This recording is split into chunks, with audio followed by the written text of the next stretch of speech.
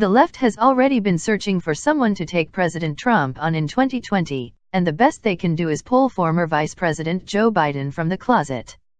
Now, before the liberal media gets too excited in crowning Biden as their ace in the hole, they have some huge problems to address with this handsy guy. It has been no secret that Biden has a propensity to touch women, teenage girls, and even children in inappropriate ways, so much so that videos have been compiled documenting it. The videos and photos are so creepy that many of us have cringed watching Biden touch, kiss, and appear to grope women in public settings. And now, with the post-Weinstein moment of #MeToo testimonials all over the internet and new revelations of politicians and Hollywood actors sexually assaulting victims, Joe Biden finds himself at the very least in a sexual harassment scandal that could topple the Democrat Party right over. In a stunning report, a former Secret Service agent for Joe Biden has stepped forward stating what they had to do to protect women from Biden molesting them, and of course, the mainstream media is silent. Here from the Gateway Pundit, a former Secret Service agent assigned to the Vice President Joe Biden residence claims that the service often had to protect female agents from him. Speaking on the condition of anonymity, the agent asserted that, "We had to cancel the VP Christmas get-together at the Vice President's house because Biden would grope all of our wives and girlfriends' asses." The annual party was for agents and Navy personnel who were tasked with protecting the Biden family. He would mess with every single woman or teen. It was horrible, the agent said. According to the source, a Secret Service agent once got suspended for a week in 2009 for shoving Biden after he cupped his girlfriend's breast while the couple was taking a photo with him. The situation got so heated, the source told Cassandra Fairbanks, that others had to step in to prevent the agent from hitting the then vice president. Additionally, the agent claims that Biden would walk around the VP residence naked at night. I mean, stark naked. Weinstein-level stuff, he added. He said that the men on duty would frequently stand in front of female agents and Navy women that were present like a damn guardian. On some occasions, they would make up reasons to get the women away from where he was. The agent said he was specifically concerned about women in the Navy. They weren't allowed to disobey him at all, but we'd take them away under pretend auspices, the agent stated. The official vice presidential residence is the Queen Anne-style house at One Observatory Circle in Washington, D.C., which is located on the northeast grounds of the U.S. Naval Observatory. The property is maintained and cared for by the service branch.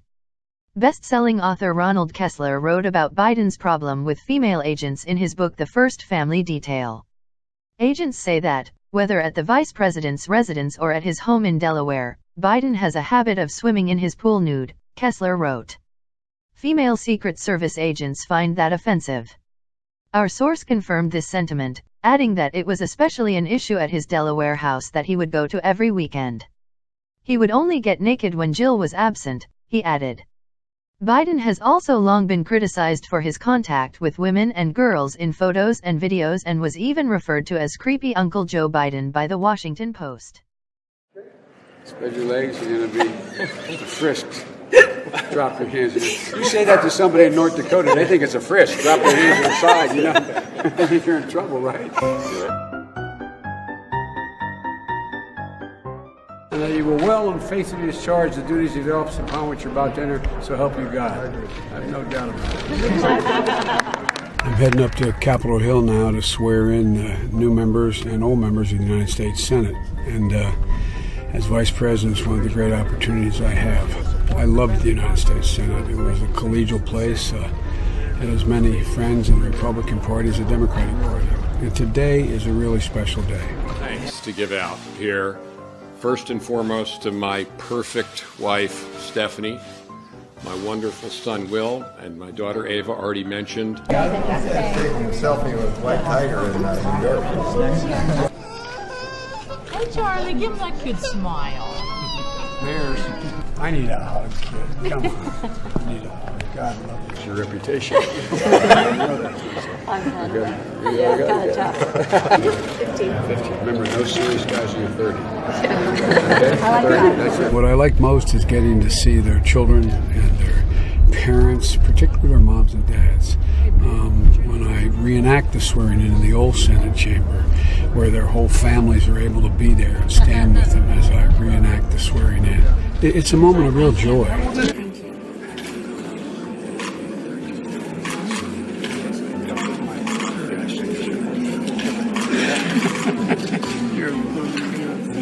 It has nothing to do with Republican and Democrat. It has to do with having the opportunity to actually join the single most important legislative body in the world.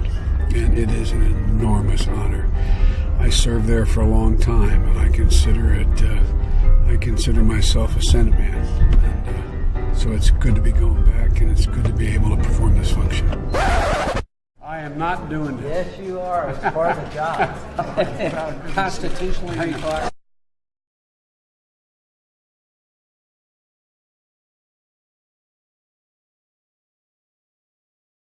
In a report from the Washington Examiner titled, Joe Biden's Woman-Touching Habit, Byron York wrote that he has a tendency to be particularly affectionate with women in business and social situations, like the 2013 Christmas party at which he embraced reporter Amy Parnes.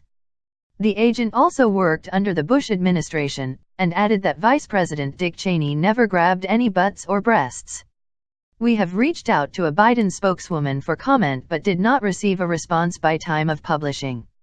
There is no reason at all why this man should be at the top of the Democrat list of potential candidates for president in 2020 when Biden has been caught groping young children repeatedly. In fact, the only list that Biden should be on is the list for people heading to prison for all the women, teenage girls, and children he touched sexually during his lifetime. The mainstream media and the left have done all they can to try and destroy President Trump for locker room comments he made over a decade ago, but won't even look at the visible sexual predators they have in their own party. Hopefully, President Trump will drain the swamp quickly to get rid of these sick perverts hiding in Washington, D.C. and put them where they belong, which is behind bars for a very long time.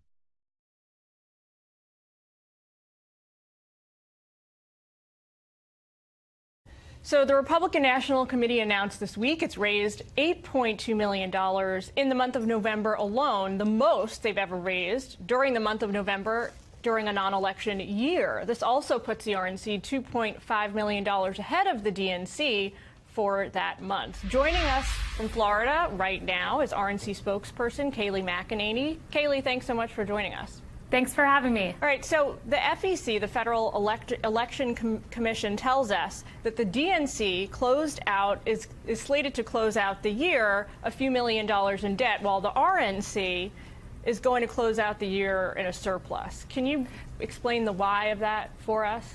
That's absolutely right. It's two things. One, it's our management. We know how to spend money wisely. But secondly, and more importantly, it's this fuel of small donors who are enthusiastic about President Trump, who gave us a record-breaking non-election year. And you look at our cash on hand, as you mentioned, we have 40 million cash on hand. DNC, of course, you mentioned the debt that they have. We have 7 times the amount of cash on hand advantage. And we attribute that to President Trump and the hard work of Chairwoman McDaniel. So this is all good news, undoubtedly, for the RNC, but there is a rub from my perspective, which is that during the 2016 general election, as you know very well, Hillary Clinton outraised then candidate Trump to the tune of many millions of dollars and lost anyway. And I think the Republican Party as a whole sort of very skillfully made the argument that, look, money is certainly not everything and money doesn't determine future successes. So I would ask you now that you're in the other seat, which is it? Does money matter a lot in these elections or not as much as we think it does? Well, Julian, it matters, certainly, because it's an indicator of enthusiasm, particularly when you're looking at those small donor numbers and the fact that the RNC is raking in small donors, donations of $250 or less at a rate that we never have before. So that, to me, is a positive indicator. But you are absolutely right to point out that money doesn't win you an election. President Trump proved that. What wins you an election are congressional results. Putting more money in the American taxpayers' pocket, having an infrastructure bill that's successful, immigration reform. These are the types of things that are going to make that money sail to electoral victory. What about, though, the recent loss in Alabama? How do you sort of explain what happened there? Yeah, Alabama was a special case. It was an aberrational sort of election with a lot of extenuating circumstances, as we know. But that's the importance of candidate selection, having a candidate that's viable, that can make it through a general election. We hope Doug Jones will work with us on the Hill and help us achieve some of those congressional results that I mentioned. So I think Dems, it's fairly safe to say, are pretty fired up, rallied around their opposition to President Trump going into the midterm elections. That's the fire in their belly. What is that fire in the belly for Republicans? What's uniting the party right now? Conservatism, the idea that President Trump has achieved more in a year than really, I would argue, any Republican president of my time, and certainly going back to Reagan. He's achieved so much in terms of rescinding regulation, in terms of tax cuts, immigration, repealing and replacing Obamacare with the repeal of that individual mandate. What's binding us is a president of action and a party of action. And you know that scene in the Rose Garden where you had Paul Ryan and Mitch McConnell and the president all standing there celebrating tax cuts.